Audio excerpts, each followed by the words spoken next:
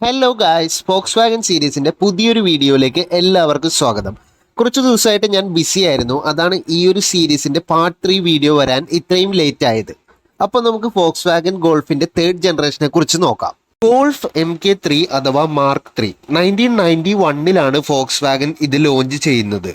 MK2വിനെ പോലെ തന്നെ 3 door 5 door variant ആയിരുന്നു MK3യും.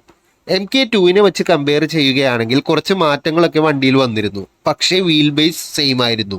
1.4 litre, 1.6 litre, 1.8 litre, 2 litre, 2.8 litre, 2.9 litre engine വേരിയൻസിൽ വന്നിരുന്ന വണ്ടി 4 speed automatic, 4 speed and 5 speed manual ട്രാൻസ്മിഷനുകളിൽ ലഭ്യമായിരുന്നു.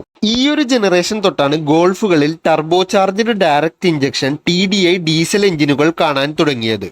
മാത്രമല്ല ഒരു 2.8 ലിറ്റർ VR6 പെട്രോൾ എഞ്ചിനും അവർ പുതുതായി കൊണ്ടുവന്നു.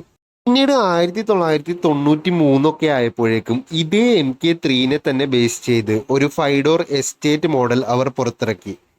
എന്നിട്ട് അവർ 13 വർഷം തുടർന്നുകൊണ്ടിരുന്ന അവരുടെ MK1 ബേസ്ഡ് 2 ഡോർ കാബ്രിയോലെറ്റ് അവർ ഡിസ്കണ്ടിന്യൂ ചെയ്തു. അതിനുശേഷം അതിനൊരു റീപ്ലേസ്മെന്റ് എന്ന പോലെ 1995 അവർ MK3 ബേസ്ഡ് പുതിയ കാബ്രിയോലെറ്റ് കൊണ്ടുവന്നു.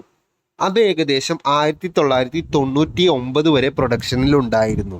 ഇതിനൊക്കെ ഇടയ്ക്ക് 1992 മാർക്ക് 3നെ ബേസ് ചെയ്ത് നോർത്ത് അമേരിക്കയിൽ സെഡാൻ മോഡൽസ് ആയ വെൻഡോയും ജെറ്റയും വന്നിരുന്നു. അതേ വർഷം തന്നെ European car of the year ആയിട്ടും ഗോൾഫ് തിരഞ്ഞെടുക്കപ്പെട്ടു. മറ്റൊരു രസകരമായ കാര്യം എന്തെന്നാൽ 1999 ഡിസ്കണ്ടിന്യൂ ചെയ്തതിന് ശേഷവും mark 3 US, Canada, Mexico, north America എന്നിവിടങ്ങളിൽ വിറ്റിരുന്നു. വീഡിയോസ് ഇഷ്ടപ്പെട്ടെങ്കിൽ ചാനൽ മറക്കാതെ സബ്സ്ക്രൈബ് ചെയ്ത് സപ്പോർട്ട് ചെയ്യുക. വീണ്ടും ചില വണ്ടി കാര്യങ്ങളുമായി കാണും വരേക്കും ബൈ.